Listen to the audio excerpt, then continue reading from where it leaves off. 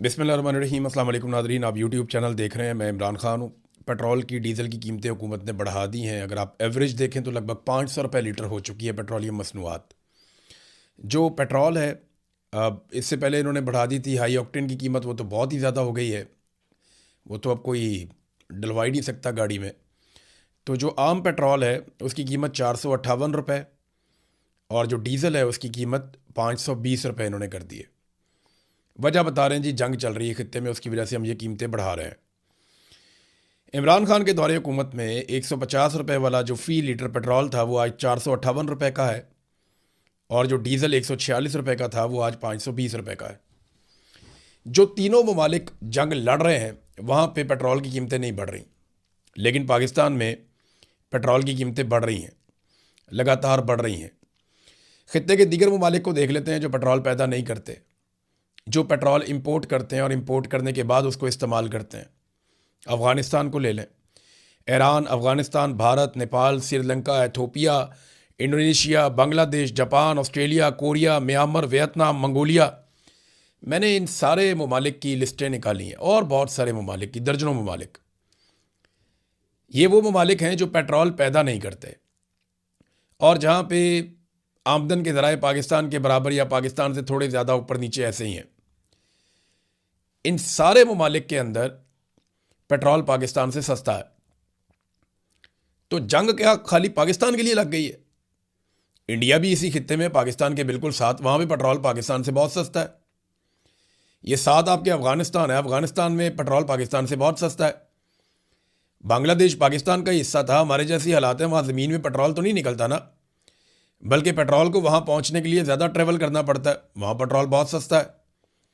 श्रीलंका में सस्ता है, नेपाल में सस्ता है, जिसको कोई समंदर भी नहीं लगता, अफ़गानिस्तान को भी समंदर नहीं लगता, मंगोलिया, वियतनाम, हर जगह पेट्रोल सस्ता है, और पाकिस्तान के अंदर पेट्रोल महंगा है। हालांकि हमारे लिए तो आबनाए हुर्मुज़ भी खुली हुई है। पाकिस्तान के लिए आबनाए हुर्मुज़ खुली हुई है। पाकिस्तान के वज़ीर ख़ारजा ने नॉर्मली तो इसहाक डार झूठ ही बोलता है, कलमा पढ़ के भी झूठ बोलता है, अल्लाह का नाम लेके झूठ बोलता है। इसहाक डार जैसे आदमी ने भी कह दिया कि हमारे लिए तो 20 टैंकर्स ईरान ने छोड़ दिए हैं कि हम आबनाए हुर्मुज़ से गुजार सकते हैं। हमारे साथ तो ईरान ने मुआहदा कर दिया कि हम यहाँ से तेल निकाल सकते हैं, लेकर जा सकते हैं। फिर हमें सऊदी अरब भी सस्ता तेल देता है, ईरान भी सस्ता तेल देता है, हम रशिया से भी तेल खरीद सकते हैं, तो प्रॉब्लम तो कोई नहीं है। लेकिन इसके बावजूद जब तेल आ भी रहा है और सस्ता मिल रहा है, तो पाकिस्तान में ये हैरान कुन इजाफा तेल की कीमतों में क्यों हो रहा है? हम तो कोई जंग नहीं लड़ रहे ना, हमारी तो किसी के साथ जंग नहीं चल रही। हम तो शौकिया अमेरिका के कहने के ऊपर अफगानिस्तान के ऊपर फ़िज़ाई हमले कर रहे हैं, वो भी अमेरिका को यहाँ पे इस खित्ते में पाँव जमाने हैं आने वाली सर जंग के लिए। तो हमने बगराम एयरबेस अमेरिका को लेकर देना है और पाकिस्तान के बीच में से रास्ता देना है, ताकि अमेरिकन कंटेनर जैसे माजी में नेटो सप्लाई जाती थी वैसे ही अमेरिका की सप्लाई जाया करे। हमने तो ये करना है सिर्फ। तो इस वक्त पूरे खित्ते में पाकिस्तान सबसे ज़्यादा ऐसा मुल्क है जहाँ की आवाम को मार पड़ी है, और मारा किसी बाहर से नहीं, हुकूमत ने मारा है। और पाकिस्तान वो वाहिद मुल्क है जिसको सबसे ज़्यादा सहूलतकारी भी मिली है ईरान की जानिब से। आबनाए हुर्मुज़ में इनके तेल के इनके कंटेनर गुजरते हैं, इनको कोई नहीं रोकता, इनके झंडे लगे हुए गुजरते रहते हैं। ट्रंप ने गवाही दी है, सागडार ने कहा है, लेकिन इसके बावजूद अवाम की कमर क्यों तोड़ी गई ये मैं आपको अब बताता हूँ। हुआ यह है कि पाकिस्तान के अंदर तक कारोबारी ज़िंदगी चल ही नहीं रहा। पाकिस्तान की मईशत का पहिया जाम हो चुका है। मौजूदा सरकार के पास सिर्फ 3 रास्ते हैं खसारा पूरा करने के लिए।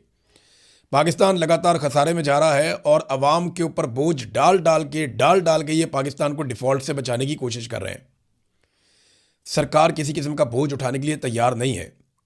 अगर वो तैयार होते तो 11-11 अरब के अय्याशी वाले तैयारे ना खरीदते। फिर कभी हनीमूनों की खबरें आती हैं, कभी वैलेंटाइन की खबरें आती हैं, अजीबो गरीब किस्म की इनकी हरकतें हैं बेशर्मों की।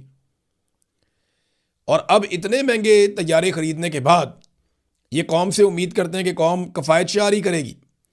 अभी शहबाज शरीफ की गाड़ियां गिनी है, 30 से ऊपर गाड़ियां थी उसकी। जो इनमें से निकलता है बेशर्मों की तरह लंबे चौड़े काफिले लेकर निकलता है।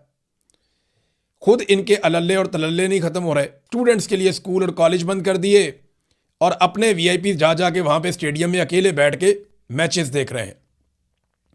कैसे फ्रॉडिया एलीट है पाकिस्तान के जर्नैलों ने पाकिस्तान के ऊपर मुसल्लत की है। अब ये क्योंकि इकॉनमी चल नहीं रही, मईशत का पहिया तो चल ही नहीं रहा, ना सरमायाकारी आ रही है, ना कोई पैसा खर्च कर रहा है, ना खरीदो फरोख्त हो रही है, ना रियल स्टेट का बिजनेस हो रहा है, कोई कारोबार हो नहीं रहा पाकिस्तान में। जब कारोबार नहीं होगा तो रेवेन्यू कलेक्शन नहीं होगी, यानी कारोबार ज़िंदगी चलेगा तो टैक्स इकट्ठा होगा, टैक्स इकट्ठा होगा तो मुल्क चलेगा। अब अगर कारोबार ज़िंदगी बंद हो गया हुकूमत की घटिया कारकर्दगी की वजह से और आवाम के अदम एतमाद की वजह से, तो 3 तरीके बचते हैं फिर। नंबर 1, कर्जे लो, इतने कर्जे लो कि कौम की कमर तोड़ दो, और ये इन्होंने करके दिखाया। पाकिस्तान बनने से लेके अब तक 75 सालों में पाकिस्तान ने जितने कर्जे लिए उतने कर्जे इन्होंने 4 साल में ले लिए पिछले। इतने कर्जे लिए इन्होंने, सारी हुकूमतों ने मिलकर, सारे जर्नैलों ने इतने कर्जे नहीं लिए जितने आसिम मुनीर ने और शहबाज शरीफ ने मिलकर ले लिए। ये पाकिस्तान की इन्होंने कमर तोड़ दी। दोनों ने चले जाना है। शहबाज शरीफ का नाम तारीख के अंदर जिंदा नहीं रहेगा, अर्दलियों को कोई नहीं याद रखता, और आसिम मुनीर को एक डिक्टेटर की तरह लोग याद रखेंगे सिर्फ इसलिए कि एक आदमी आया था काम डाल के चला गया, जैसे याया खान, परवेज मुशर्रफ, अयूब खान, ऐसे ही याद रखेंगे लोग।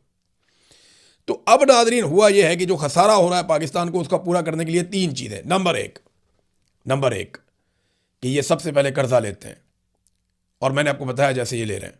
नंबर 2, ये तनख्वाहदार तबके के ऊपर एकदम टैक्सों की भरमार करते हैं, यानी जो काबू आ गया ना, नेट के अंदर आ गया, उसको रगड़ा दे देते हैं। ये गरीब आदमी को नचोड़ देते हैं, ये मिडिल क्लास को तबाह कर देते हैं। दूसरा, नंबर 3, वो चीज़ें जिनको लोग इस्तेमाल करने से रुक नहीं सकते, उनकी कीमतें बढ़ा देते हैं। एलपीजी लोगों को लेनी पड़ेगी, पेट्रोल लोगों को खरीदना होगा, गाड़ी नहीं चलती उसके बगैर, आप ट्रैवल नहीं कर सकते, आप कोई काम नहीं कर सकते। अभी किसानों को बहुत ज़्यादा डीजल चाहिए होगा, 520 रुपये लीटर है यार। उनकी आगे गंदम की कटाइयाँ हो रही हैं, मशीनें लगनी है वहाँ पे, बहुत काम होना है, तो कहाँ से लाएंगे वो इतना पैसा? फिर गंदम की कीमत भी आप उनको नहीं देते, ना दिलवाते, तो चीज़ों की कीमतें बढ़ा देते हैं। बिजली, गैस, पेट्रोल, डीजल, इनकी कीमतें बढ़ाते हैं क्योंकि लोगों ने इनको इस्तेमाल करना होता है इन चीज़ों को। अब होगा पता क्या, अल्टीमेटली लोग इन चीज़ों का इस्तेमाल भी कम कर देंगे। फिर हुकूमत क्या करेगी? ये अल्टीमेटली ये हुकूमत खुदा ना खाता डिफ़ॉल्ट की तरफ चली जाएगी, जिस तरह की ये घटिया हरकतें पाकिस्तान के अंदर कर रही है। और इनका 610 अरब रुपए का शॉर्टफॉल है जो FBR का है, वो टैक्सेस इकट्ठे नहीं कर पा रहा, कारोबार नहीं चल रहा, तो टैक्स कहाँ से इकट्ठे करेगा? ये उसको पूरा करने के लिए IMF ने पेट्रोलियम मसनूआत पर मजीद टैक्स लगाने का मुतालबा किया था, इन्होंने पूरा कर दिया। IMF के जो रेवेन्यू के अहदाफ हैं वो खुद मुकर्रर करता है, वो बताता है कितना पैसा आपने मुल्क से निचोड़ के इकट्ठा करना है और कहाँ कहाँ से कैसे कैसे इकट्ठा करना है, वो भी वो बताता है। इसको कहते हैं मुल्क को गिरवी रखना। इससे पहले तो ऐसे कभी नहीं था जो अब हो रहा है पाकिस्तान के साथ, पहले नहीं होता था, लेकिन अब वही हो रहा है। अच्छा, पेट्रोल महंगा करने के साथ ही हुकूमत ने अपनी जो फ्रेंडली अपोजिशन है उसको भी लॉन्च कर दिया है, यानी फौरी तौर पे जमात इस्लामी, फजलुर रहमान वगैरह इनको एक्टिवेट कर दिया कि तुम लोग ना फ्रेंडली किस्म का एहतजाज कर दो, मम्मी डैडी किस्म का, हल्की आंच के ऊपर आप एहतजाज करें ताकि हकीकी अवामी एहतजाज हो ही ना सके। ये तरीका होता है ना, ये वारदात का एक तरीका है कि अपने बंदों के जरिए से ये एहतजाज करवा दो इससे पहले कि अवाम निकल आए। अगर अवाम निकल आई तो अवाम तो मारेगी इनको, डंडे इनको पकड़ेगी गिच्ची से आके कि बंदे के पुत्र बनो, तुम झूठ क्या बोल बोल के तुम हुकूमतों में आकर बैठ गए हो और इक्तदार पे तुमने कब्जा कर लिया है। अब दो जवाब अवाम तो करेगी इनके